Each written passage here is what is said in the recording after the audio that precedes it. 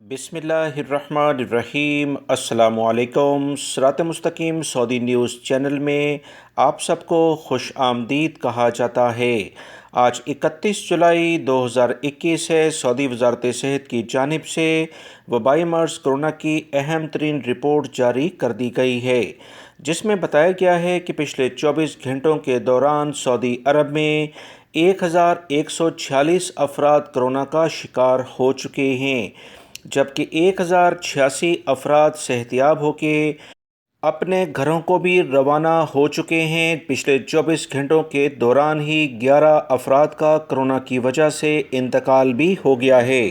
انا للہ و انا الیہ راجعون۔ مزید رپورٹ کے مطابق ریاض ریجن سب سے زیادہ متاثر نظر آ رہا ہے۔ 243 کیسز ریاض ریجن میں دیکھے گئے ہیں۔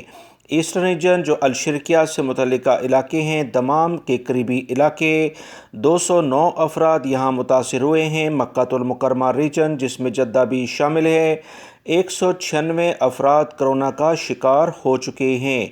اسیر ریجن میں 86 افراد کرونا کا شکار ہوئے ہیں۔ جازان ریجن میں 89 اور اس کے بعد القصیم ریجن جس میں عنیزہ بریدہ دونوں شامل ہے، 68 افراد یہاں متاثر ہوئے ہیں۔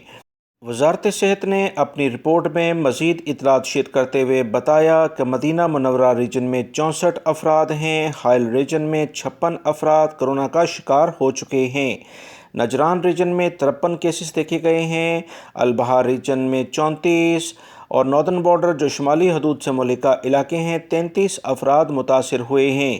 تبوک ریجن میں 19 ہیں، جبکہ الجوف ریجن جو سکاکا سے ملکہ علاقے ہیں، 8 کیسز دیکھے گئے ہیں۔